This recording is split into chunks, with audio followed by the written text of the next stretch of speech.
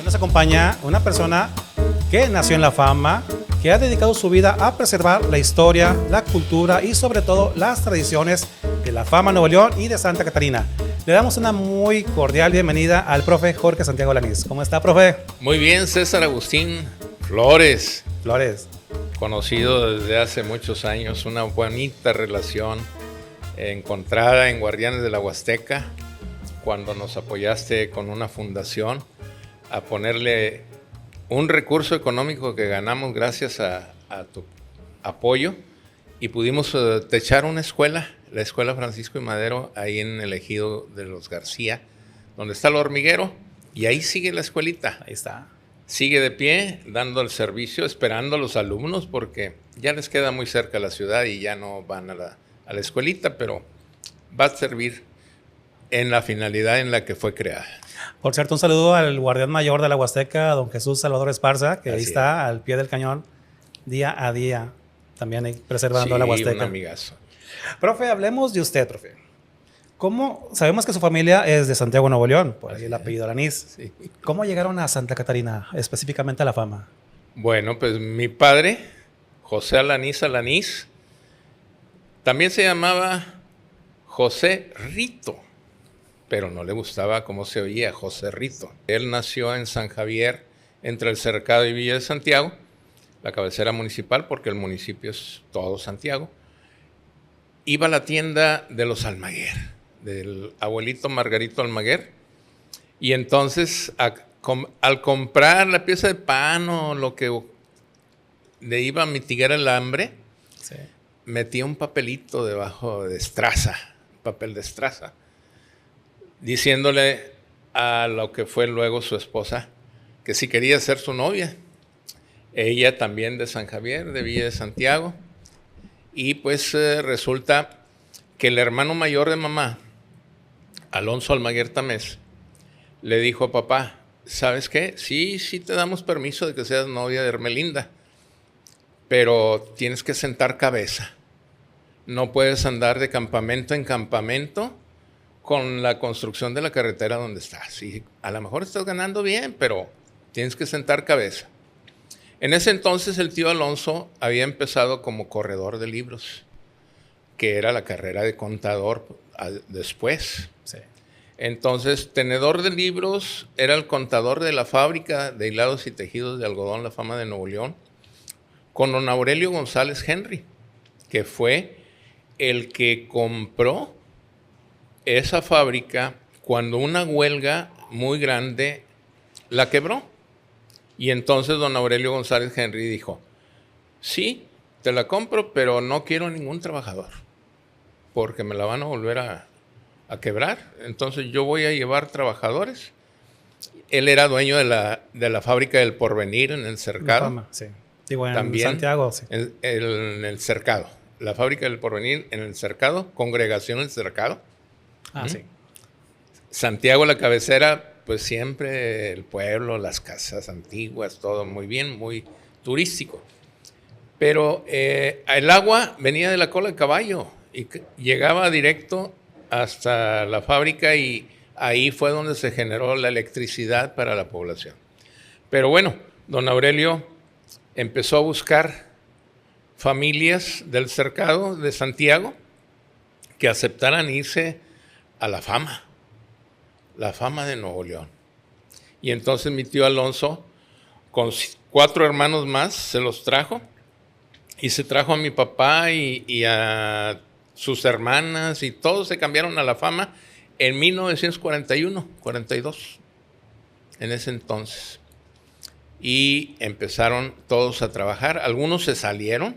Don Fidel Almaguer mejor puso una carnicería. Salvador Almaguer puso la Conasupo posteriormente, pero él seguía fabricando chorizo en el Cercado.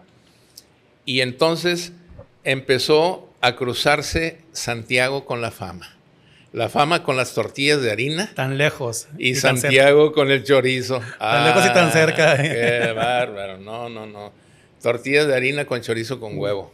Era el platillo preferido en ese entonces, porque la tortilla de harina se trajo de San Luis, creo, y ahí en La Fama había gente de San Luis que había ido a la fábrica. Entonces, mi papá, casado con Hermelinda Almaguer, crearon una familia de 7 hijos, 5 mujeres y 2 hombres. Y la fábrica, don Aurelio, le proporcionó un espacio para que pudiera terminar de hacer un cuarto y le iba a cobrar 3 pesos de renta mensual. La misma fábrica. La misma fábrica. Estamos hablando del principios de los 50. Antes de los 50. Antes de los 50. Papá llegó en el 42. Antes de que existiera Infonavit.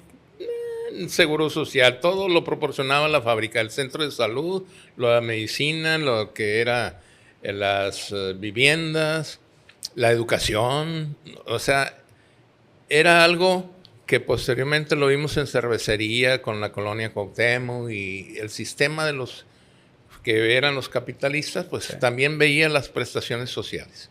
Y así fue. Entonces, yo nací en La Fama. En La Fama, Nuevo León. Hay un himno en el cual está toda mi historia. Pero La Fama le dio oportunidad a mis padres. La fábrica lo empleó y era empleado de confianza. Don Virgilio C. Guerra, que es la calle donde está la iglesia de la parroquia de San Vicente Paul, en su honor, tenía, en la fábrica vieja tenía unos corralones con unas caballerizas. Sí. Y papá era su caballerango. Y entonces le cuidaba todo lo que era el jardín, los caballos, lo que tenía don Virgilio Seguerra, que era de los meros de la fábrica. No era el dueño, pero sí, como director, les daban casa a los ingenieros de esta importante industria, fundada el 19 de marzo de 1856, su inauguración, y la inicio de construcción fue en 1854, cuando le compraron el agua a la Cofradía de las Ánimas de la Arquidiócesis de Monterrey. Uh-huh. Y luego a don Cosme Ábrego le compraron unas hectáreas de terreno y ¡boom! Para arriba las pacas de algodón y los telares y todo lo que fue, hasta que se incendió en 1895. ¿Fue cuando vino el presidente a la reinauguración? Así es. En 1895 fue la reinauguración. Vino el Porfirio Díaz. Porfirio Díaz. Entonces salió de Monterrey y pasó muy cerca de lo que era la fábrica del Molinos Jesús María, y luego la fábrica La Leona, y luego la fábrica de La Fama. Y entonces hicieron todo muy bonito, la inauguración y todo. Se hizo un arco con pacas de algodón, hermoso. Pero los trabajadores de La Leona no los sacó, no paró la fábrica, no los sacó el dueño. ¿Se quedaron trabajando? Se quedaron trabajando y no le rindieron honor al presidente Porfirio Díaz. Entonces, en consecuencia, después de que se fue Porfirio Díaz, la fábrica se cerró por vetado por el presidente de la República. ¿Por qué? Por el desaire, sí, por el desaire presidencial. Pero bueno, después de que la fábrica, a mi papá, empleado de confianza, le decían el mande. José, mande. A todo le decía mande. Y luego pintor, plomero, electricista, de todo un poco. Pero era empleado de confianza y con lo que ganaba, los viernes llegaba a la casa con su sobre de raya y se lo daba a mi mamá enfrente de nosotros. Híjole, qué duro, qué enseñanza tan difícil de tener, aunque fuera la honradez, la responsabilidad, el trabajo, etcétera. Darle todo el dinero a la esposa. Cosa que ahorita ya no se usa. En estos tiempos, hay que cuadrarse, pero como sí, quiera, hay que hacerlo. Pero mamá sacaba los billetes y le decía a papá, con esto no vamos a completar, pero a ver cómo le hacemos. Y le regresaba el sobre con una monedita de un tostón, de 50 centavos, de $1 a lo mucho. Y pues papá hacía milagros con eso. Su vicio, los cigarros Rialtos. Profe, ¿cómo era la fama cuando usted era niño? ¿Cómo la conoció de niño? Bueno, yo nací en el 54. Recuerdo a partir de los 5 años que me sentaba en la orilla de la banqueta. No estaba pavimentado, apenas estaba introduciendo el drenaje. El agua la conseguíamos en la fábrica. Los baños eran baños públicos. Ahí en la contraesquina del Teatro de la Ciudad, ahí había unos baños públicos. Y ahí, como Adán y Eva, las mujeres en un lado y los hombres en el otro, pero qué diversión al resbalar en lo amplio de las regaderas. Eran como 8 regaderas. Entonces, dice mi mamá, y yo recuerdo, que veía pasar los pocos carros o lo que ocurriera, pero yo callado, tranquilo, no rompía un plato. Entonces, entré a la primaria Benito Juárez, ahí en la plaza, a los 6 años, con la maestra Eva Fraire. Y a partir de ahí, pues yo le ayudaba a mamá, porque ella había dicho, a ver, ¿cómo le hacemos para salir adelante? Y pues ella preparaba tostaditas con las tortillas de maíz, una salsa molcajeteada bien rica, su limoncito, y a 10 centavos en una tina del 18. Entonces las vendía, bien padre. Y iba un señor con globos y llevaba todos los colores, bien bonitos, de todos los colores. Pero también llevaba globos negros. ¿Y esos para qué eran? Pues vendía, vendía, pero nadie le compraba los globos negros. Y entonces un día me acerqué con él y le dije, oiga, ¿para qué trae globos negros? Nadie los quiere. Mis amiguitos que tienen con qué comprarle, lo agarran y luego de repente se les vuela y se va y se va y se pierde hasta el infinito. Y yo, no, pues te voy a explicar por qué traigo los globos negros. Aunque nadie los quiera. Los globos negros valen lo mismo que los de colores y valen lo mismo. No tanto en el dinero. Y te voy a regalar uno. Ay, caray. Mi sonrisa del alba, por fin. Ajá. Gracias, señor. Un globo, aunque sea negro, pero voy a jugar con él. Lo sacó de su racimo, estiró para dármelo, y al momento en que yo estiré la mano, lo soltó. Híjole, no. La alegría desapareció. Casi a punto de lloro le reclamé por qué lo había hecho. Y me dice, te dije que te iba a demostrar que valía lo mismo lo negro que lo de colores. ¿Y sabes por qué? Porque el globo negro que te iba a regalar lo solté y voló y voló y voló por lo que lleva dentro. Y los de colores también volaron y volaron por lo que llevan dentro. Y tú, por lo que llevas dentro, vas a poder volar. Tan alto y tan alto como tú quieras. Qué padre enseñanza, profe. No. Se me quedó grabado y hasta la fecha lo sigo explicando en cada graduación que me invitan de padrino. Lo comento con los muchachos. Ustedes pueden ser mucho, nomás aplíquense. Tienen en su interior corazón, fuerza, mentalidad, inteligencia.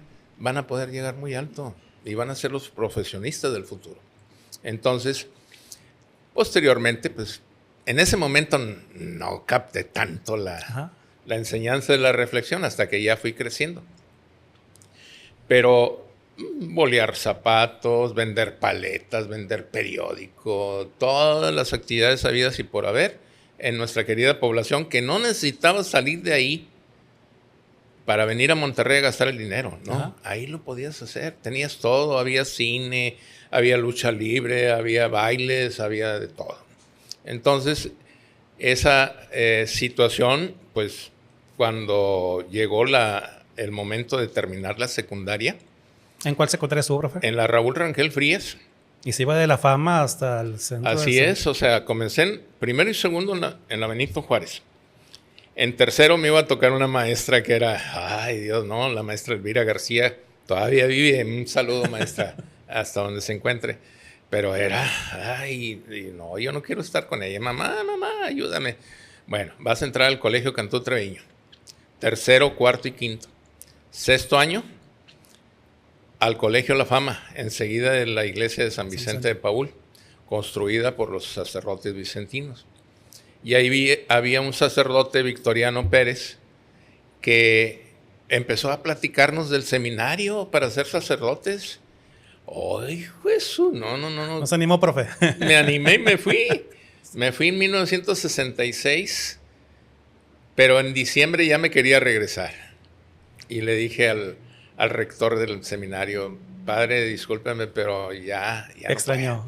Ya no es mi vocación, el encierro, la alimentación, todo lo que ahí era. Claro, tomé muchos hábitos de estudio. Excelente la educación, el latín un poco más o menos, requiescant in pace o pater noster quies infielis. Pero bueno, en diciembre me dice el padre, ¿sabes qué? Ve a tu casa, pero yo te exhorto a que regreses porque a este mes ya no vas a poder entrar a ninguna escuela. Ya casi son 4 meses, 5. Sí. Regrésate, termina el año. Y así fue. Regresé 2 días antes de la nevada del 67. La vi en los periódicos. Me los mandaron. Entonces terminé en 67, 70, la secundaria Raúl Rangel Frías. Nos íbamos a pie de La Fama. No había para pagar el transporte. Había transporte escolar con Arnoldo, con Pepo, con Dávila, pero yo me iba a pie, me levantaba temprano. Terminé con el primer lugar en la secundaria en la generación y a la hora que me despido de la maestra de planta, la maestra Consuelo, le digo pues que voy a ir a la fábrica de mi padre, no porque sea el dueño, sino porque ahí trabaja y me dan empleo. Entonces me dice, no, Jorge, tú no puedes irte a trabajar. El examen de vocación sale que podría ser muy buen maestro. Y entonces le digo, sí, pero pues el examen de la normal cuesta 30 pesos y yo no tengo para pagarlo. En ese momento la maestra de su bolso sacó los 30 pesos. La maestra Consuelo. Consuelo. Y me los dio. Ve, inscríbete, presenta el examen. Ahogado de risa lo pasé, el examen. La normal 70-74. Mi servicio social en la Mariano Escobedo, 73-74. Y en vacaciones nos daban empleo en la fábrica. Nos pagaban 100 pesos por semana. Eran 4 semanas, 400 pesos. Y con eso era para el transporte.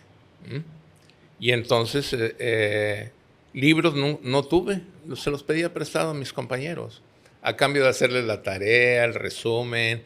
Como trabajábamos en equipo, yo daba la clase por ellos, etcétera, etcétera. Pero también logré un buen lugar, no fue el primero, pero logré un buen lugar y me dieron mi plaza de primaria estatal en la López Mateos. De La Fama a la López. Se especializó en matemáticas. ¿Por qué matemáticas, profe? Normal superior 74-78. Ay, mi padre no tuvo escuela, pero sabía hacer muy bien las cuentas. Y tenía un tío que tú le decías una cantidad y multiplicado y en la mente te lo decía. Y a mí me gustaban las matemáticas. No podía hacer lo que el tío hacía. Ajá. Algún sistema usaba para sacar el total, pero pues yo me fui a matemáticas, salí de la normal básica, maestro de primaria, buscar la secundaria. Las matemáticas no les gusta a nadie les gusta. Voy a estudiar matemáticas para hacerla motivante, que le guste a los muchachos. Ya cuando llegues a la trigonometría y a la álgebra o los logaritmos y hasta el pi mentado, pues ya es otra cosa. Pero sí, la resta, las multiplicaciones, divisiones, las fracciones, todo buscando atender a 5 grupos, 4 horas a la semana de matemáticas de lunes a viernes. Terminaba la secundaria técnica 32 de 7 a 10 de la mañana. A las 10 de la mañana me iba al municipio. En el municipio trabajaba de 10:30 a 12:30, 2 horas, que me permitía el alcalde. Una cosa mínima que me daban de honorarios, pero fui director de Acción Cívica, Cultura del municipio 80-82. Entonces, salía de la presidencia y me iba a la primaria Damián Carmona de 1 a 6. Y luego me iba a la nocturna Valentín Gómez Farías de 6:30 a 10. Profe, ¿qué recuerda de su primer día frente a un grupo? Uy. El primer día. Ay, me vas a hacer llorar. El primer día, pues una emoción. Me dieron primer año de primaria. Ay, los niños a esa edad, inocentes, la mayoría, tratando de comerse el mundo en saber leer y escribir. Fue una emoción enorme. Pero mi primer día fue el director Rodolfo Quiroga y me dice: Jorge, te acaban de protestar. Sindicalmente, el derecho del turno matutino le toca a una maestra que está en la tarde. Yo, no, está bien, maestro, no hay problema. ¿Cuánto tiempo? No, pues nomás a que haga el trámite del cambio, porque te vas a ir a la tarde. No te vas a ir a otra escuela, pero te vas a quedar. Como quiera, tardó un mes la maestra en hacer el trámite. En ese mes yo me encariñé con los alumnos. Sí. Les cantaba una canción: ingratos piojos míos no me dejan en paz, cada vez que me rasco me pican más y más, con estos piojos míos no sé qué voy a hacer, si tú no me los quitas me los voy a comer.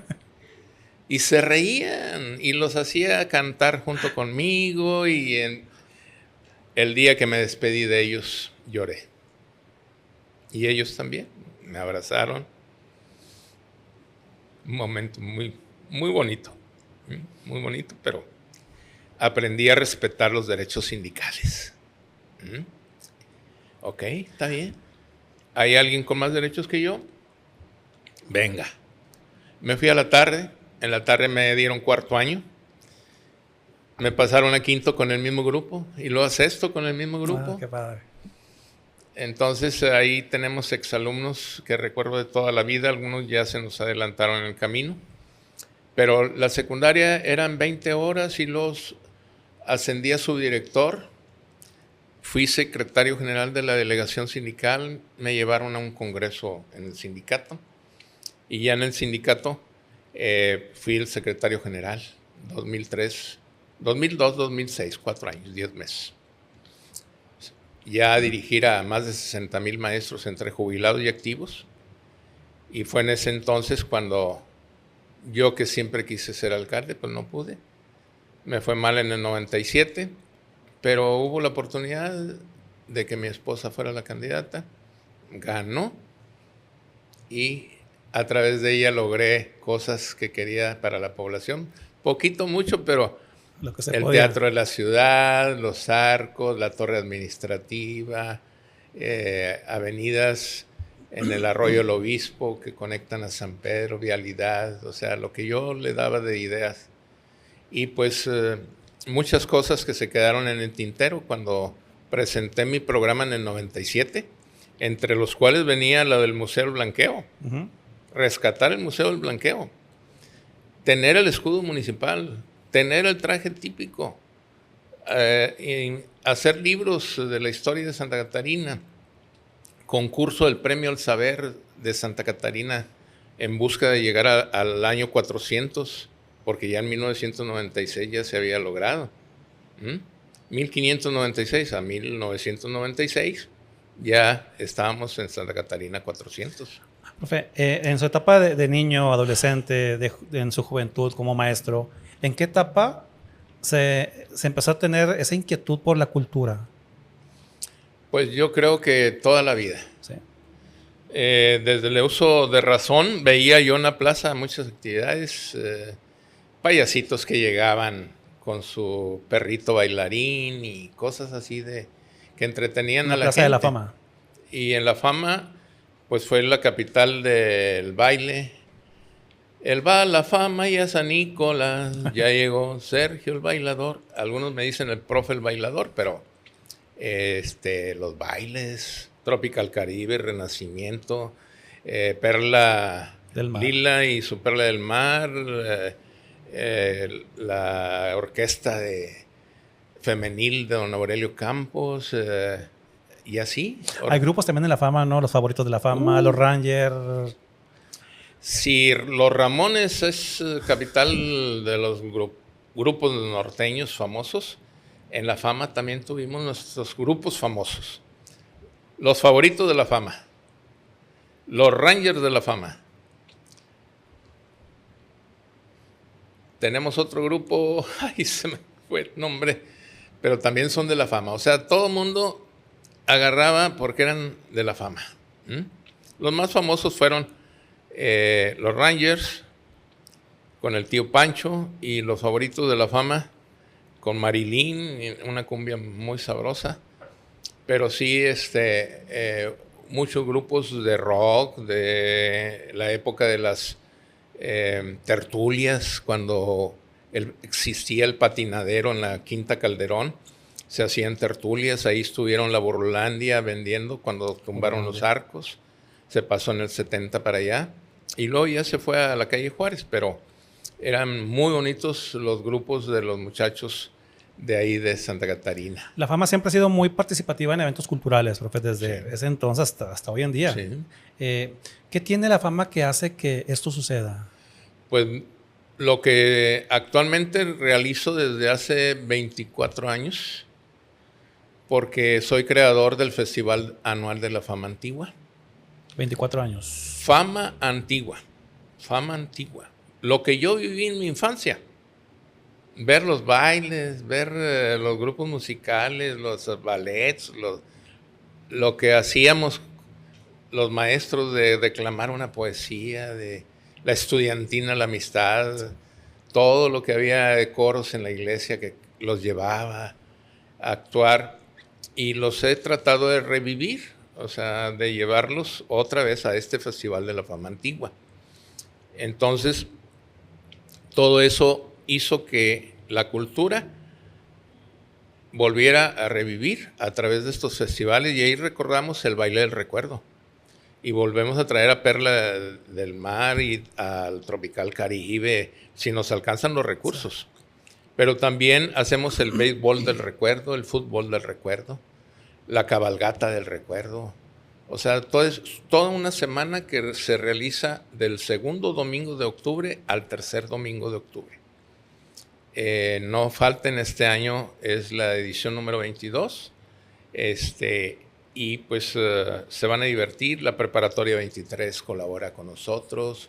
Se elige una reina de simpatía, como existían las elecciones de reina en aquel entonces. Y a vender boletitos todo. A vender, pues ya no tanto vender boletos, porque la gente, me gusta verla, la multitud, y la única forma de lograrlo es que vayan gratis. Sí. Al baile gratis, y así tratamos de hacerlo, recordando la Fama Antigua, la que yo viví en mi infancia. Esa plaza, enormes recuerdos, caminábamos los hombres por fuera hacia el lado de la calle, por dentro las mujeres, en sentido contrario, y ahí, ay, caray, ella. Ahí se formaron muchas familias. Muchas familias, muchos noviazgos, sin tener que pelearnos con los de San Pedro, con los de Santa Catarina, porque les andábamos quitando las muchachas, o al revés, nos quitaban a los hombres, y así. Los camoteros contra los cebosos y los amoleros. Santa Catarina, el amole, la lechuguilla, la raíz. La Fama, los cebosos, porque la grasa de las máquinas de la fábrica. Y los camoteros en San Pedro, porque sembraban camote, eran puras tierras de cultivo a través de la sequía de arriba. La sequía de en medio llegaba al corredor industrial, porque la sequía de en medio pasaba por luego donde se construyó el blanqueo, llegaba a la fábrica y luego seguía a La Leona y terminaba en el Molino Jesús María. Un corredor industrial, primer corredor industrial. La Fama fue cuna de la industrialización de Nuevo León. Profe, también ha rescatado tradiciones que se han perdido. Ya hay pocos barrios que tienen, por ejemplo, la quema de Judas. Así es. ¿Qué le nació? Mira, yo no la hice la quema de Judas. O sea, yo no fui el autor. Uh-huh. En Santa Catarina nos ha dado poco, pero asociaciones civiles. Y siempre Rotarios AC, Leones AC, pero luego vino el COPAC, Consejo Promotor del Arte y la Cultura de Santa Catarina, fundado en diciembre de 1991, cuyo fundador fue Margarito Cuellar Zárate, y una serie de personajes que impulsaban la cultura, la crónica, la historia, entre ellos Antonio Guerrero, un servidor, Francisco Sepúlveda Paquín, Chuy el Genio, Julio César Méndez Cavazos, Marta Cruz, René Rojas Santana, o sea, gente que nos gusta el teatro. Sí. Se oye mal, pero hay gente actora. René Rojas hace en Los Ángeles Lloran. Seguido lo vemos. Ahí lo vemos como puestas. Santa Claus y como viejito. Pero trabaja muy bien. Y Rosy Elizondo, muralista, escultores que tuvimos. Y hasta gente como José María Mendiola, que en paz descanse, ya se nos fue. Pero bueno, el COPAC rescató la quema de los Judas, una tradición de 1938, en donde un personaje que vivía en uno de los arcos de la Tarjea, Pánfilo Almaguer, el nombre de ese personaje, se dedicaba a hacer esos monos y el sábado de gloria los quemaba. No había pólvora, simplemente los quemaba como Judas. ¿Y antes era con dedicatoria como hoy en día o era...? No, en aquel entonces no había bautizos, no.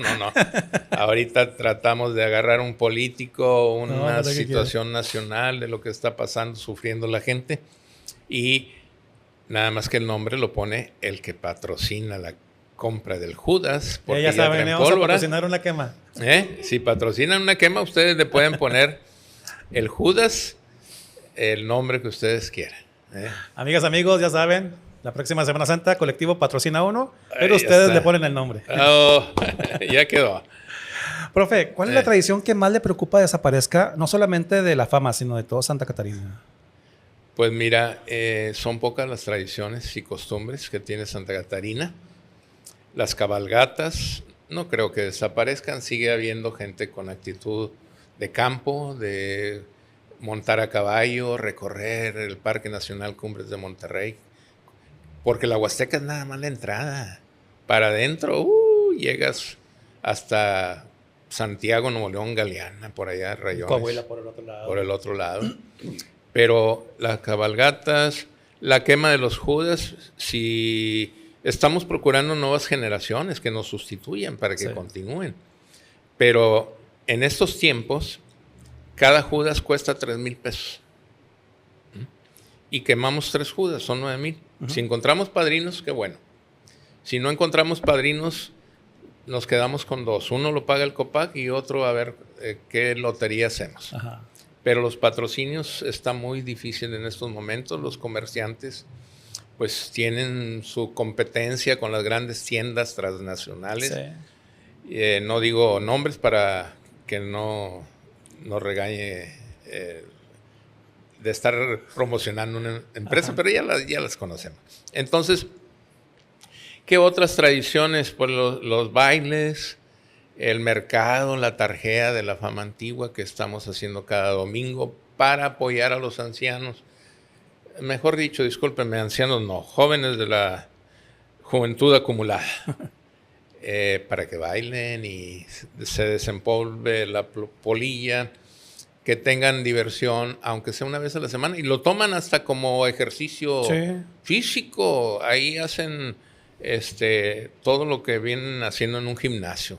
Bailar es sano para el cuerpo. No hay un sentido de esperar a que venga el domingo para hacer algo.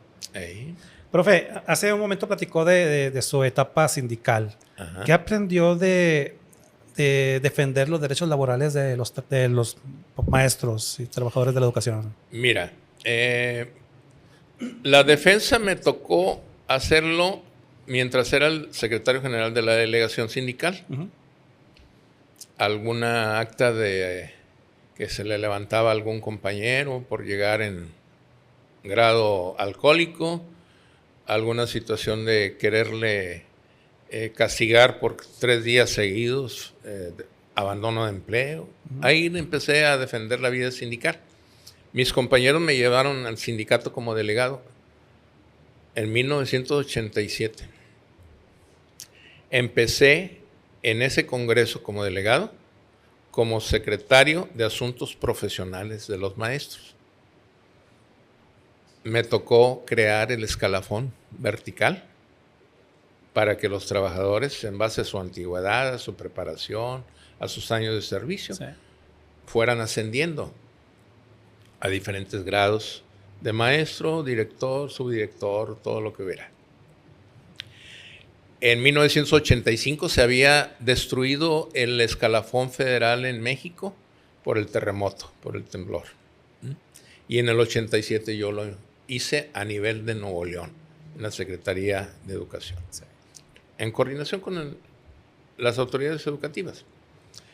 Al siguiente congreso, secretario de Vivienda. Estando de secretario de Vivienda, impulsé vivienda en Guadalupe, en Sabinas, en Santa Catarina, en Monterrey, en Montemorelos, en donde hubiera oportunidad. El ISSSTE nos daba, sí, los créditos. Y con la sensibilidad que tuvo de niño por su relación con... Ah, claro.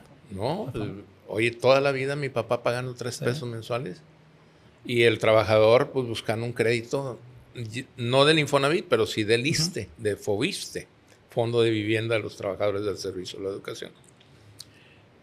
Terminé de secretario de Vivienda y fui secretario de Trabajo y Conflictos de Secundarias Técnicas que estaban iniciando en Nuevo León. Ajá.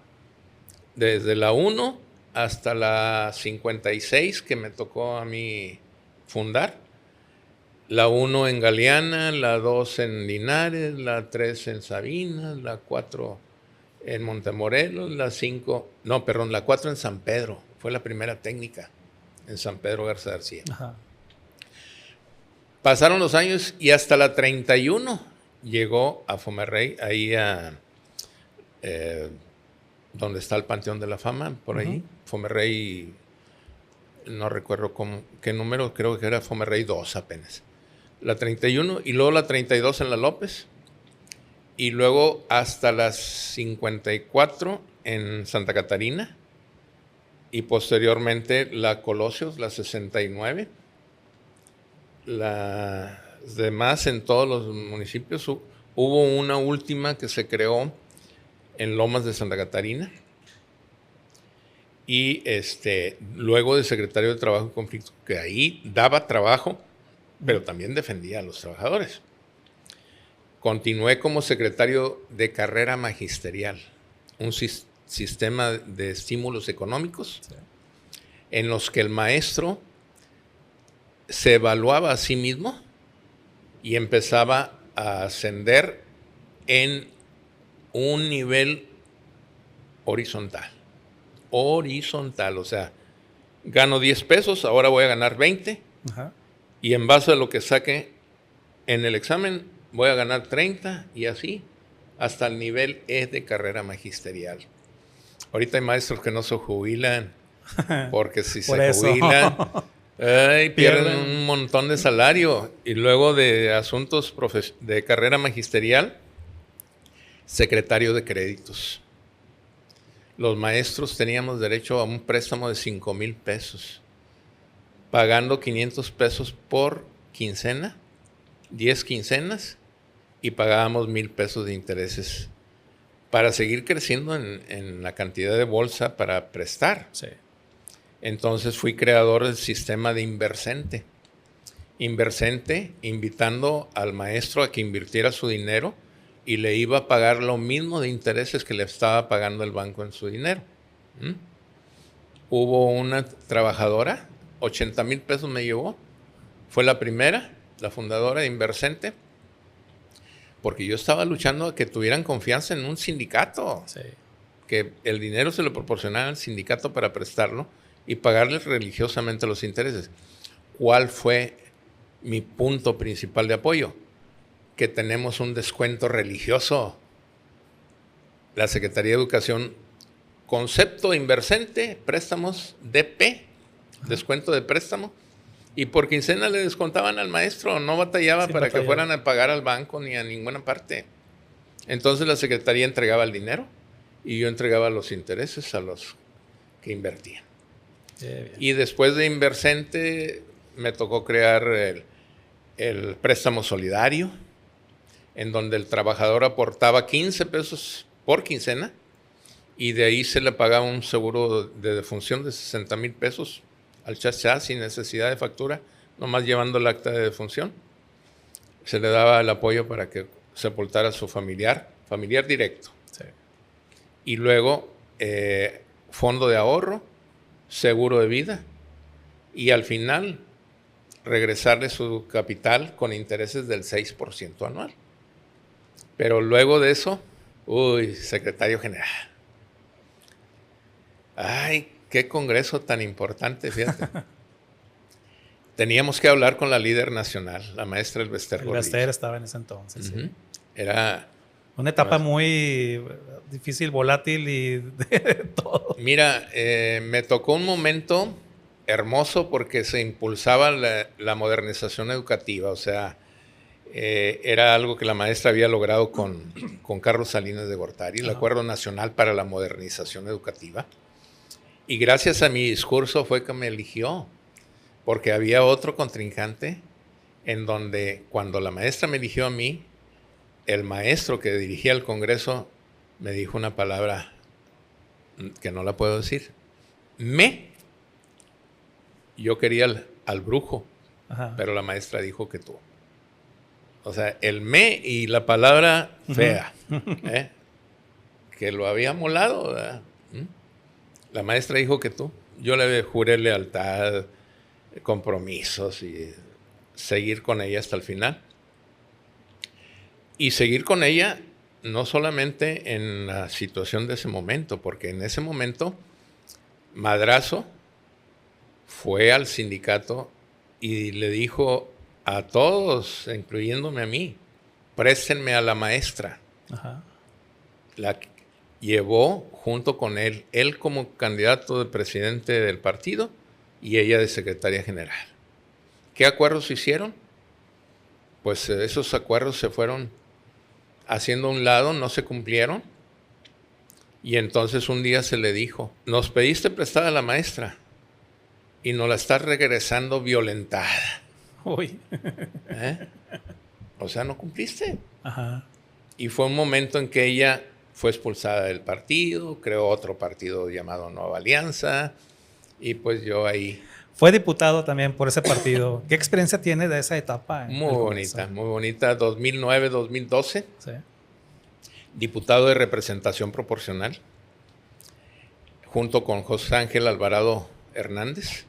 Él era dirigente de la sección 50, había sido dirigente de la 50 y yo de la 21, estatales y federales. Y entonces fui presidente del Comité de Archivo y Biblioteca.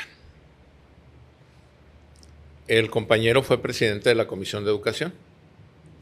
Pero además del Comité de Archivo y Biblioteca era el coordinador de la bancada.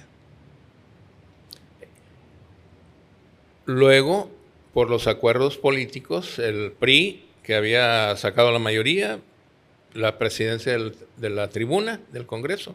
Primer año, segundo año el PAN, tercer año la tercera fuerza, Nueva Alianza. Y el 2012 fui presidente de la Gran Cámara del Congreso del Estado, 72ª legislatura. Y ahí, pues, logré algo que no existía en Nuevo León. Y yo les demostré que Nuevo León era el árbol de todas las raíces de México. Casi de todas las raíces, porque ya en Nuevo León había 56 etnias. Los huicholes, que yo los amaba. Sí. que fueron con los que entré, además de los huicholes, los tarahumaras y todos los que andaban en la calle de Oaxaca, de Michoacán, los purépechas y todos los otomíes, náhuatl. Entonces, impulsé la creación de la Comisión de Derechos Indígenas en Nuevo León, sin haber indígenas de origen. Ajá. No tenemos ninguna tribu de origen en Nuevo León. Todas eran sedentarias. Y, perdón, eran nómadas. Me equivoqué. Pero junté la representación de cada etnia y me aprobaron la creación de la ley, de la comisión, primero la Comisión de Asuntos Indígenas, y la denominaron provisional.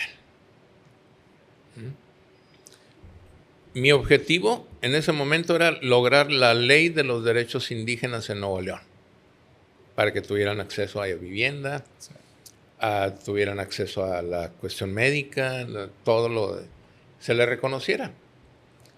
Pues terminó la gestión y ya la siguiente ya no reactivó ni le interesó volver, y hasta la fecha. Nada más la 72ª legislatura representó a los indígenas. Profe, en todas estas etapas, tuvo la oportunidad de salirse de Santa Catarina e irse a vivir a otro lugar. ¿Por qué se quedó en la Fama? Fíjate, César, que nunca quise salirme de Santa Catarina. Mi ombligo está enterrado en la Fama. La Fama de Nuevo León es mi tierra, es la tierra de Dios y de María Santísima. Ahí nací, ahí crecí, ahí logré ser maestro. Fui el primer profesionista en mi familia. Después de mí, 2 mujeres hermanas, también maestras, de 7 en total. Y nunca pensé en irme a ningún otro lado. No, la Fama para mí es lo máximo. A lo mucho me fui a la colonia Protexa. Muy lejos. Pegadito a la Fama, Sí. Muy lejos, pegadito a la Fama, pero veía yo los terrenos.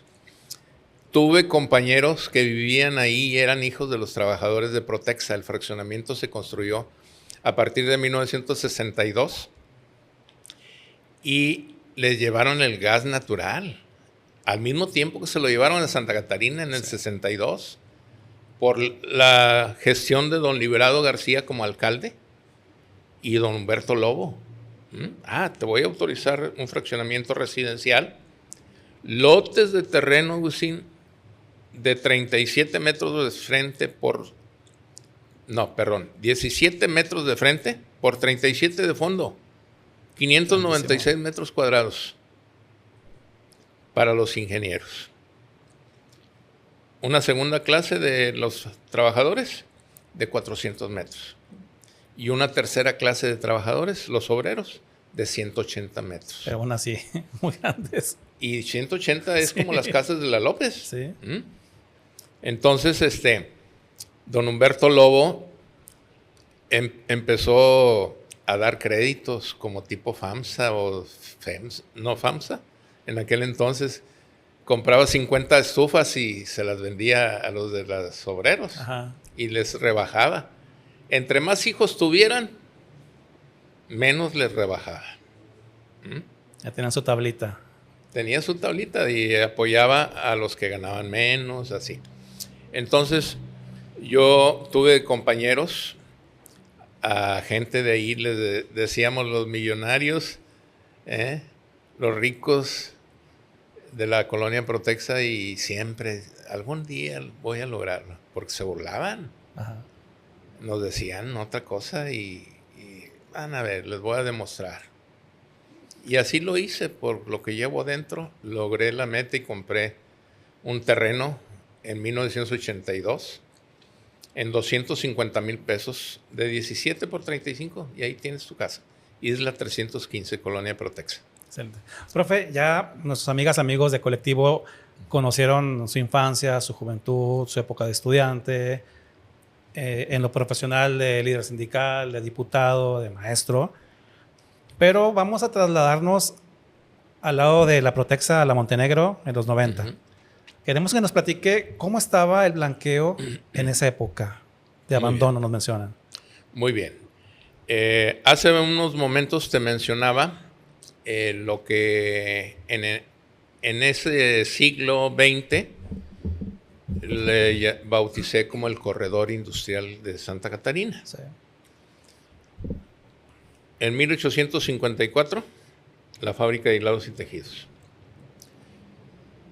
En 1862, la fábrica de La Leona. En 1870, el blanqueo. Y luego los molinos Jesús María, de la harina Río Bravo, allá al fondo donde desemboca el arroyo del Obispo, sí, en 1890. Entonces, el agua, la sequía, alimentaba, ya cuando estaban todas esas industrias, primero llegaba el blanqueo. Sí. Y ahí era la sequía del medio, que ahorita se le llama acueducto. Es por donde viene la línea que va a la cervecería y a la Coca-Cola. Y por actualmente, actualmente en el Museo del Blanqueo hay un canal. Sí, es parte de... Es parte del acueducto de la sequía. Sí. Y si te metes a la colonia, hay otro pedacito donde venía flor de tierra y luego agarraba altura para caer y generar electricidad. Y luego continuaba. Pasó por en medio de la casa club de Protexa. Uh-huh. Y luego alimentaba por la calle Hidalgo todas las quintas hermosas, que algunas todavía existen, hasta llegar a la fábrica. Hay un espacio entre la Hidalgo y la Juárez que se llama el Baño Verde, porque usaban un sistema, llegaba el agua, llenaba una alberca. Se cubría la alberca y volvía a salir, y otra alberca. Volvía a salir y otra alberca. Concluía en el Baño Verde, que era una alberca que todavía existen sus restos ahí, y ahí empezó la construcción del acueducto. De esa alberca subía, porque llegaba flor de tierra, pasaba por lo que es las palapas, sí, los centros sociales, ahí llegaba flor de tierra y llegaba hasta la fábrica por el acueducto. Entonces, ahí empezó el acueducto, y todavía, gracias a Dios, tenemos 8 arcos dentro de la fábrica originales. Saliendo de la fábrica, se iba otra vez a Flor de Tierra y llegaba a La Leona, y ahí hay otros arcos. Y en La Leona igual, hasta llegar a lo que es ahorita la colonia del Seminario. Sí. Entonces, 1870, el blanqueo, como fábrica de blanqueo de telas, que ocupaba blanquear las telas de la tela cruda que se fabricaba tanto en La Leona como en La Fama. Pues el algodón blanco, un color hasta parecido cercano a la tierra, ¿verdad? Uh-huh. No blanco, pero la empezaban a colorear, y ya de acuerdo al color, pues el agua se iba al río, porque hay un túnel que llega y desemboca en el río. Mismo túnel que utilizan actualmente los de agua y drenaje. Cuando trae agua en exceso, los tubos, sí, ahí en lo que es la caja del agua, una rotonda, por ahí va un túnel que tira el agua en exceso cuando no cabe, que necesitan estar muchas llaves abiertas. Entonces, doña María Guadalupe Zambrano, hermana de Gregorio Zambrano, fundador de la fábrica de hilados y tejidos de algodón, accionista de los españoles, ingleses, americanos y naturalmente mexicanos. Su hermana compró la propiedad, la hizo lo que era la fábrica del blanqueo, y ahí empezó a dar ese servicio en 1870. Doña Guadalupe Zambrano fue la tercera esposa del general Jerónimo Treviño. Tercera esposa. La tercera esposa, que fue gobernador del estado. Pero bueno, hasta ahí. Posteriormente, la fábrica del blanqueo dejó de dar ese servicio de blanquear, porque ya la tela la llevaban a la fábrica del Porvenir en el Cercado, sí, y allá se hacía el proceso de blanqueo. Se convirtió en 1929 en fábrica de cartón. cómo le hacían para... En la alberca que tenía ahí el agua, llegaba cartón de Estados Unidos y de todas partes, y ahí lo mojaban. Lo reciclaban, entonces formaban la pulpa. Sí, sí, lo reciclaban. Nosotros íbamos en ese... dije nosotros, no, yo todavía ni nacía. Pero la gente iba y se metía al agua porque había monedas americanas que venían entre las cajas y muchas cosas que se encontraban en ese entonces y lo tomaban como diversión, pero también búsqueda de tesoro. Entonces se empezó a procesar el cartón, por eso hay cartón Sultán y cartón de los que ahí cerca, están ¿verdad? ahí cerca hay 3 fábricas. Sí.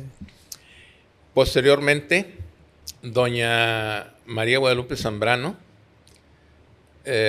como ya se independizaron en la fabricación del cartón, se lo donó al patronato de la construcción del Hospital Civil. Hay que averiguar el año, no lo alcancé a registrar. Ajá. Pero ya cumplida la construcción del patronato del Hospital Civil, entonces se lo donó a la Arquidiócesis de Monterrey. Sí, leímos un registro que fue hasta un lugar de retiro espiritual. Pues no tanto retiro espiritual, fue una granja. ¿Qué tipo de retiro? Fue una granja, no, retiros espirituales no, nunca. Perdón por la atrevimiento de decir nunca, pero el lugar servía como granja para llevar la leche, las carnes, los huevos, lo que sirviera en ese lugar, y así mantuvo un espacio que los seminaristas iban de paseo y se bañaban en la alberca. Y le empezaron a llamar, vamos a Montenero. Montenero es un lugar precioso en Italia, cerca del Vaticano. Los sacerdotes o estudiantes iban al seminario o a teología o filosofía o lo que faltaba de estudiar, y iban a un lugar de recreo llamado Montenero. Entonces ahí lo bautizaron como Montenero. Ajá. Y posteriormente se hizo Montenegro. Y ahí está la colonia. El municipio recibió hasta la administración de Arturo Ayala Martínez el terreno de parte de la arquidiócesis, porque había quedado como un lugar público, como si fuera una escuela, pero era propiedad privada en medio de la colonia. Sí. Entonces, nosotros como miembros del COPAC y yo como parte de mi actividad sindical y relacionado con el ballet magisterial de Jaime Guerrero y todos los maestros, empezamos a hacer domingos culturales, viernes culturales, bohemias, en lo que es donde está el mezquite prehistórico ahí. Sí. Y empezamos a generar una actitud de protesta de que queríamos rescatar el blanqueo. Es un lugar precioso hecho con sillar, bloques de sillar, las vigas de madera, etcétera.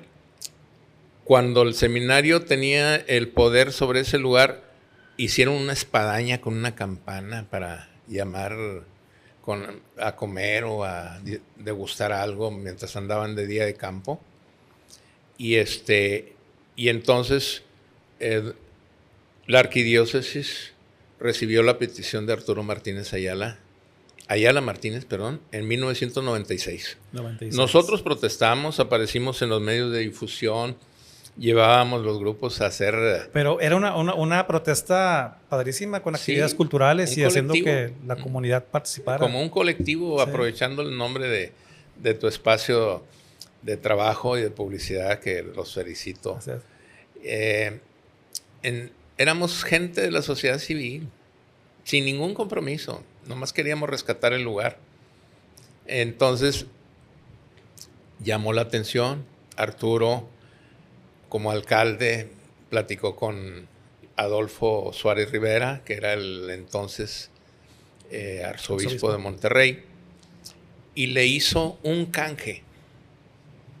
Cédeme el lugar para poderlo generar como espacio cultural. Y te voy a dar otro terreno en Santa Catarina, arriba de la colonia Santa Marta, allá pegado al Cerro Agujerado en la parte de abajo, y les permutó más terreno que lo que estaba recibiendo. ¿Dónde está la iglesia Corpus? Donde está la iglesia Corpus y el lugar conocido como Monarca, Sí.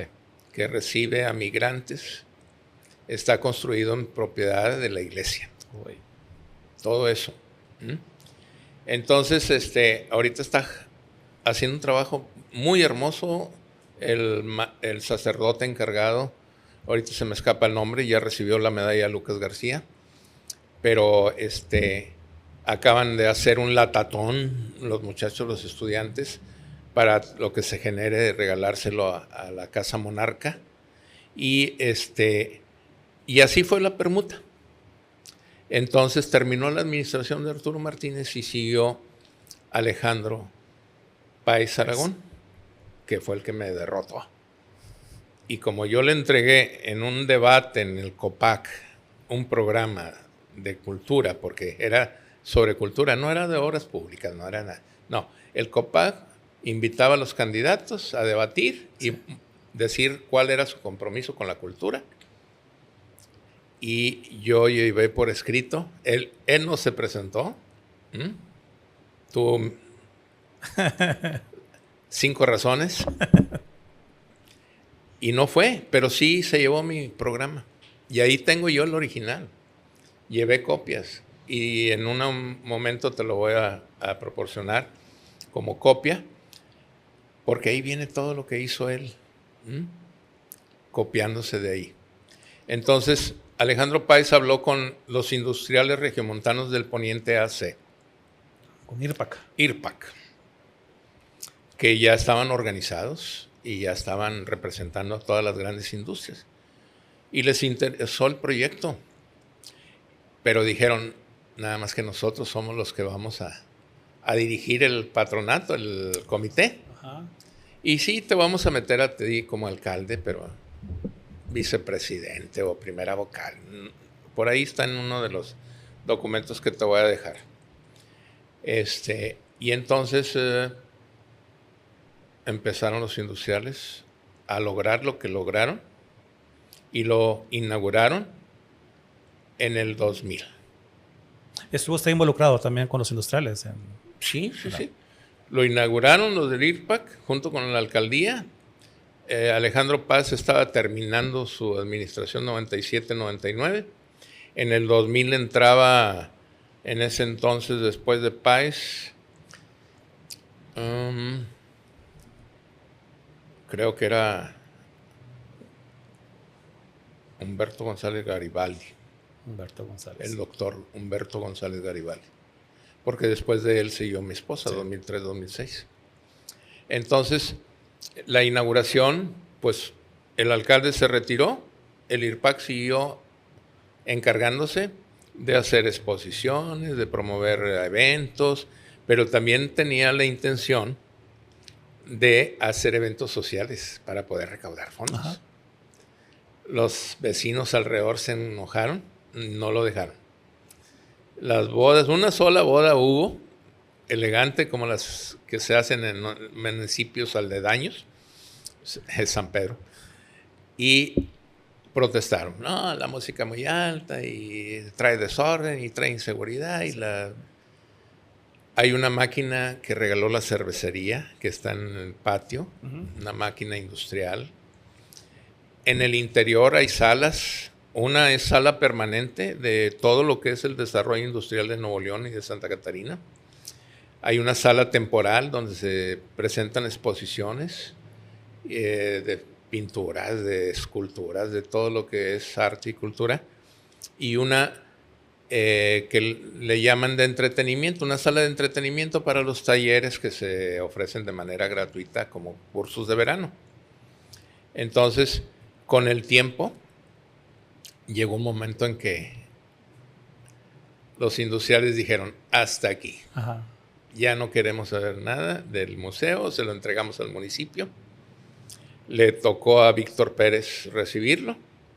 Y a partir de Víctor Pérez, Héctor Castillo y ahora Nava, se han encargado del mantenimiento municipal de un museo que da servicio de lunes a domingo. La entrada es gratuita, de 8 a 6 de la tarde, pero bueno, pueden llevar a los alumnos. Es un lugar importante. Ahí hay un colmillo de uno de los mamuts que fue encontrado en el río Santa Catarina, ahí enfrente de la Fama. Y ahí está el colmillo. Profe, después de esa visión que tuvo con compañeros suyos, haciendo una protesta cultural, pasaron 3, 4, 5, 6 años. ¿Qué significó para usted entrar ya y ver culminado como un museo, como un centro cultural, el Blanqueo? Bueno, en el 96 que hicimos el movimiento y Arturo hizo la permuta y luego Alejandro Páez encontró el apoyo con los industriales, no nos tomaron en cuenta. Nos relegaron, no les importamos, ni siquiera para aportar ideas. Tumbaron la espadaña que tenía arriba, que representaba donde estaba la campana para llamar a los seminaristas. Tumbaron la chimenea y le pusieron un bote, un tambo ahí arriba, que porque era la fábrica original. Y que había sido mancillada la construcción con algo que no correspondía era más moderna. Entonces, nosotros ya defendimos la espadaña, fui a recoger los ladrillos, fue lo único que pude rescatar de esa espadaña, pero ya había logrado el propósito, que lo rehabilitara. Sí. Ya estaba satisfecho, seguía con mi carrera social, cultural, política, sindical, etc.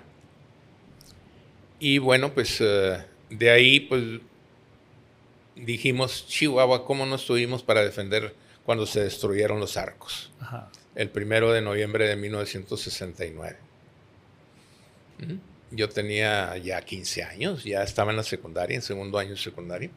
Pero bueno, en ese entonces, lo único que te puedo agregar a la pregunta como respuesta es que seguimos luchando por que se logren algunas de las tradiciones y costumbres se sigan manteniendo hasta que la muerte me llame. No voy a dejar de hacerlo porque lo tengo en el corazón, en mi mente, y pues es el lugar en el que he crecido, he vivido, tengo mi familia y ahí vamos a estar. Ya compré mi lote sepulcral y pues ahí en el Panteón La Fama, y ahí me pueden ver ya a futuro. Profe, ¿por qué dedicar tantos años a preservar la cultura, la historia y las tradiciones? Bueno, les voy a contar algo y ahí se lo guardan. Es un secreto a voces. En mi vida me faltó comentarte todo lo que te he dicho, que ya han de estar aburridos de tanta situación. Fui presidente de la Asociación de Estudiantes de la Fama, siendo estudiante de la Normal Miguel F. Martínez. Y como es líder de los estudiantes de la Fama, logramos la construcción de una biblioteca que nos apoyó el alcalde Francisco Dávila después de la gestión de Clemente Sánchez. Le agradecimos al alcalde el que tuviéramos una biblioteca, pero había que comprar libros. Sí. Entonces el siguiente alcalde, Francisco García Reyes, fui y le pedí que nos apoyara, y en ese entonces yo creo había la moda de los vendedores de enciclopedias que iban a tus casas y a las escuelas con los maestros. Pues no compró el alcalde con recursos del municipio la enciclopedia, la nueva enciclopedia temática, la Grolier, la Enciclopedia de México, la Larousse. Oye, nos la regaló y ya tuvimos libros. Uy. Y dónde podíamos hacer las tareas. Felices, felices, felices. Entonces voy con el alcalde a agradecerle y le digo, señor alcalde, gracias a usted, no solo tenemos los libros para hacer nuestras tareas, sino también un bibliotecario, don Jesús Silva Torres. señor grande de edad, de ahí vecino de la calle Hidalgo, que nos apoyaba, nos prestaba los libros, etcétera. Muy cuidadoso, muy trabajador y responsable. Y entonces le dije, ¿sabe qué, señor alcalde? Mis compañeros están bien contentos.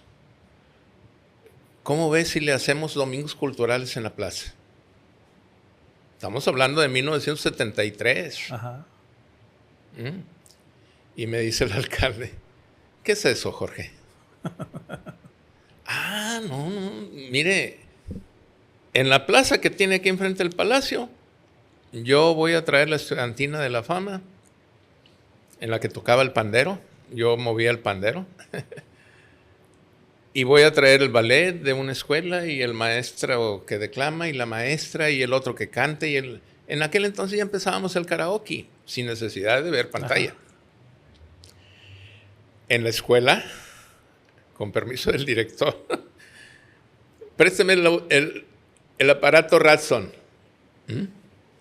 la bocina papayera, sí, el micrófono Radson, un aparato así, la bocina redonda, ovalada, y ahí iba yo con todo, porque le dije al alcalde, le voy a hacer domingos culturales y no le voy a cobrar nada, es en agradecimiento. Entonces el alcalde, pues le pareció bien.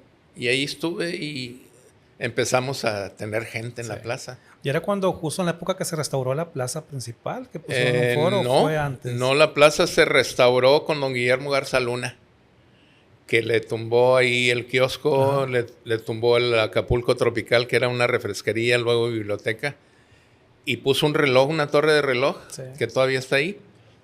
Doña Tere regresó al kiosco. Pero en ese entonces no estaba el kiosco que había hecho don Fidel Ayala, aquel de Trébol. No, había un foro, ¿no? Bueno, el foro lo hizo Guillermo Garza Luna, cuando se elevó a la categoría de ciudad Santa Catarina en 1977. Al quinto domingo cultural, César, me manda a llamar al alcalde.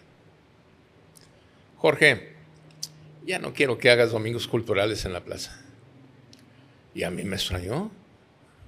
¿Pero cómo, señor alcalde? Pues si la gente está feliz, está contenta. Poquitos, muchos, pero hay domingos que se la pasan felices y participan y cantan. Y yo, ¿por qué? ¿Por qué que ya los quite de hacer los domingos culturales? Digo, no, pues es que me están saliendo muy caros. Caro. Perdón. No, señor alcalde, yo no estoy cobrando nada. ¿Y qué son estos 4,500 pesos en 5 domingos culturales? ¿Qué son estos 4,500 pesos? No, yo ni para la gasolina le he pedido, ni para botellitas de agua, que no había entonces, pero cargábamos un garrafón. A ver, ¿de veras? ¿No has cobrado nada de esto? De veras, señor. Le mandó llamar al oficial mayor. Ajá. Gente de la CTM. Los alcaldes eran designados por la CTM. A ver. No digo el nombre. Jorge dice que no ha cobrado nada. ¿Y qué son estos 4,500 pesos? No, pues, ¿quién los ha cobrado? Pues yo. El señor estaba cobrando por mí. Y cobrando entre comillas, porque yo no estaba cobrando nada. Ajá. Pero sí, nunca había habido domingos culturales. Había desfiles en honor a Benito Juárez el 21 de marzo, porque estuvo en Santa Catarina Benito Juárez en 1810. Pero a partir de ahí, internamente dije, no se vale. Me invitaron de otros partidos a irme a ellos, que en ese entonces ya sabes cuál era el contrario al PRI. Entonces les dije, no, yo tengo que quedarme aquí, voy a curar, voy a tratar de remediar toda esta corrupción y todo este mal que tiene internamente. Nunca lo logré. Pero la lucha se hizo, profe. Pero la lucha se hizo. Y ahí está demostrado en esto que les comento. Lo cultural es natural como maestro. Eso me encendió más a seguir haciendo cultura. A los estudiantes les conseguía yo la credencial que les valiera el camión, la credencial de estudiante para que valiera la tarifa de Monterrey, porque era la excusa del dueño de los camiones de Santa Catarina es que corremos tramo federal y no podemos dar precio de estudiante. Los puros peros, profe. Puros peros. Pero sí, en el 77 fui secretario del Comité Pro Elevación a la categoría de ciudad. El presidente del comité fue el maestro Leonardo Bernal Leguía, director de la secundaria. El tesorero fue Alonso Almaguer Tamés y yo era el secretario. Hicimos actividades, llevamos al Congreso a que elevara la categoría de ciudad una ceremonia pública en Hidalgo y Manuel Ordóñez.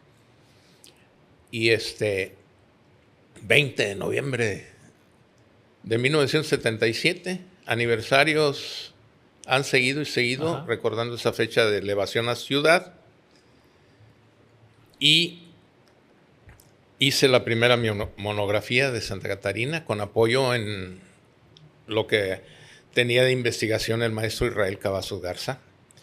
Pero lo antiguo lo tomé de él, pero lo presente lo hice yo, de la industria, de la cuestión agraria, la educación, los lugares turísticos que teníamos, pues el castillo, el Museo Morazán, la Huasteca, la Cueva de la Virgen, el Cerro Agujerado, tantas y tantas cosas, los panteones. Ese proyecto de hacer tours de leyendas está fabuloso. Yo también en mi programa había presentado tener un microbús tipo turístico para llevar a conocer estos lugares. Sí.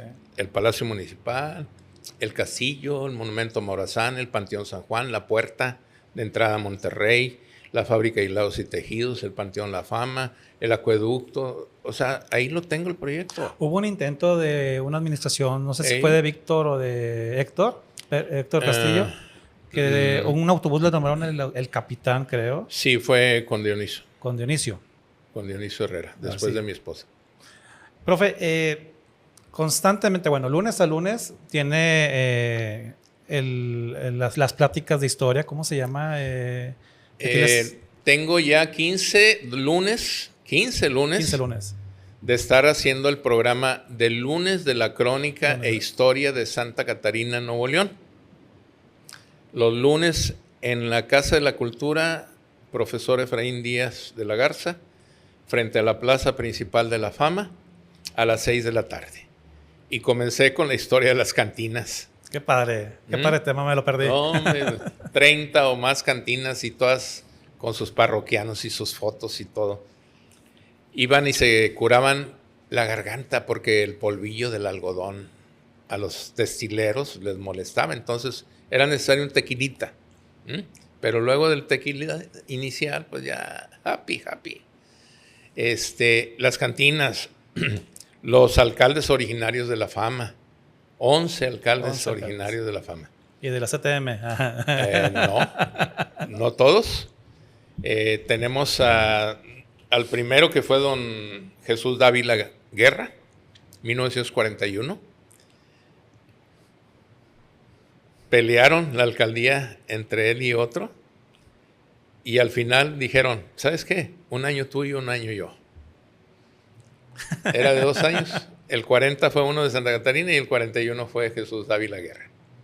Un señor alto, ojos de color azul, el galanazo de la Fama. En una casa de 2 pisos, se salía a pasear en la mañana en pijamas, así que pues si existían las pijamas, pues qué bueno, y si no, pues en puro tepetate. No tepetate. Pero luego de don Jesús Dávila, siguió don José Hernández Galván. No, José Hernández Meléndez. Ya tenía algo de raíces de la CTM, pero luego siguió don Eulogio de Luna Ayala, y luego don Fidel Escamilla, y luego siguió Clemente Sánchez, Francisco Dávila, Francisco Reyes García Reyes, y luego el último fue de esa camada, don José Zamora Reyes, que ya le tocó hacer la fundación de la escuela secundaria en la Fama. Y estos alcaldes La mayoría fueron de origen setemista porque pertenecían a un sindicato de trabajadores de la República Mexicana de Obreros Textiles. Y desde México llegaba el dedazo. ¿Era la sección 49? Sección 49 de textiles. No intervenía para nada la CTM local. Ya después, don Raúl Caballero influyó y quiso imponer a Gloria Mendiola. Y ya fue cuando tuvieron que reconocer que ganaban a la malagueña. Sí. Siguió doña Tere, que es de la fama, Arturo Ayala, que es de la fama, y Irma Adriana Garza, que es mi esposa, no es de la fama, pero yo sí, así que como si hubiera sido el alcalde. Pero bueno, primer damo del municipio, cuando menos. Entonces, otro tema fue los barrios, vecindades y privadas. La Fama fue pueblo de migrantes que llegaron de Parras, de Saltillo, de Coahuila, de Zacatecas, de San Luis, de Tamaulipas.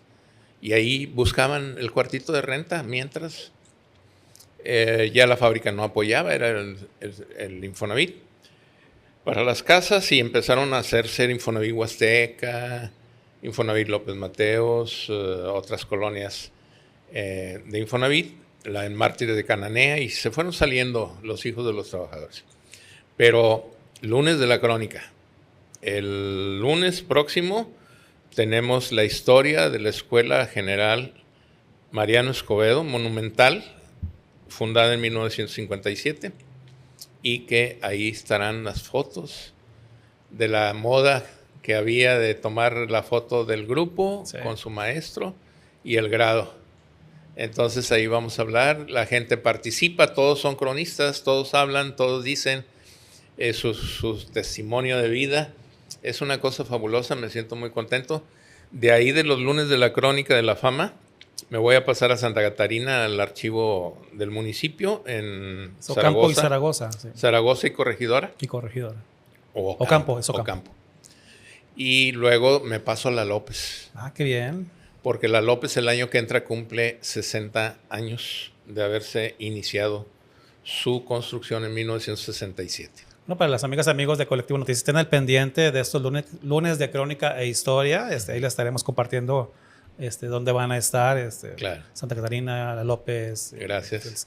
Pero también, profe, además de ese esfuerzo de los lunes, tienen los domingos del Mercado de la Tarjeta. Sí. Como creador del Festival de la Fama Antigua, que es anual, con patrocinios y sin patrocinios, la gente pone su granito de arena. A mí me interesa más la ayuda que lo económico. En su momento lo pude hacer en 100% la aplicación de lo que se gastaba, porque hacemos una función de lucha libre. Hay que ir. Que nos cuesta 12,500 pesos instalar el ring y contratar a los luchadores y el referee, el baile del recuerdo, la coronación de la reina, la presentación de los talleres que hace la Prepa 23, el taller de los marcianos, que hablan de sus escritos, los marcianos, porque sesionan los martes. Ajá. Y de ahí agarraron el nombre como los marcianos. ¿Y qué platican ellos? Pues mira, tallerean. Ajá. O sea, cada uno es escritor, lleva lo que ha escrito durante la semana y ahí se lo corrigen. Ajá. El taller de los marcianos. Sí, ya redactaron un libro, ¿no? Ya editaron varios, 3 libros llevan. Ahí están Amata Arcos, Margarito Cuellar, Julio César Méndez, Marta Cruz, René Rojas, Juana Idalia de León. Un lunes hablamos de los areneros del río Santa Catarina. Ajá. Entonces, es muy bonito la actividad. Son poquitos, pero vale la pena. Que no caiga la intención, que no desaparezca la intención, porque el día que desaparezca la intención, pues va a depender de la voluntad de quien quiera hacer algo de lo que ha visto que hemos hecho. Profe, ¿qué fama desearía que encontraran los jóvenes en un futuro? Pues mira, yo siempre he buscado que la Fama sea un lugar que nunca lo vamos a lograr porque no tienen infraestructura, pero quiero que sea un pueblo mágico. ¿Le quieren poner Colonia La Fama? No, es Congregación La Fama, es el pueblo de La Fama. Ahí llegaba la carta, llegaba la atención médica. Mira, La Fama está la central de bomberos, está el centro de salud. Ahí estuvo el primer hospital de la Cruz Verde, que luego se modificó y fue hospital municipal. Ahí está la preparatoria, está la secundaria, las primarias. Tenemos una infraestructura de que el correo, oficinas de correo y de telegramas.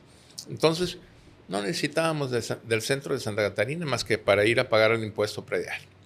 Entonces, los servicios, la fábrica, el agua, pues ya la pagamos, etcétera. Pero yo deseo para La Fama que sea un pueblo mágico. La pared de las casas antiguas frente a la plaza, yo le quité el cemento que le habían puesto y es parte del amor a La Fama que tengo, sí, de verlo en lo antiguo. Hicimos una réplica del acueducto, los arcos, el Teatro de la Ciudad, que era un centro social de los trabajadores de la fábrica de hilados y tejidos. Voy al rescate de un lugar donde queremos hacer un gimnasio, alberca, centro deportivo. Ojalá y lo logremos. Estoy picando piedra en estos momentos para rescatar esa propiedad. Tenemos la Casa de la Cultura. Las vialidades, las de San Pedro lo utilizan para cruzar para San Pedro por Morones. Cuando el agua se llevó Santa Bárbara y se llevó sí, Corregidora, por ahí pasaban. El puente ahí se hizo en la administración de Irma Adriana, lo aprovecharon y por ahí carros y carros y carros. O sea, es un lugar que merece, deseo que haya limpieza, que la gente pueda pintar sus fachadas, arreglarlas al estilo antiguo. Quiero a La Fama verla como un pueblo mágico.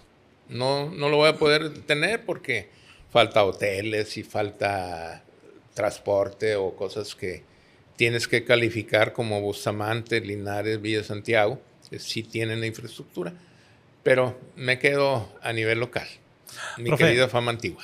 Profe, si pudiera regresar el tiempo, aquellos años 50, donde veíamos a un niño con una cubeta vendiendo tostadas, ¿qué le diría a ese niño usted en este momento? Pues lo que siempre hice durante mi docencia, les digo, échenle ganas, no defrauden a sus padres.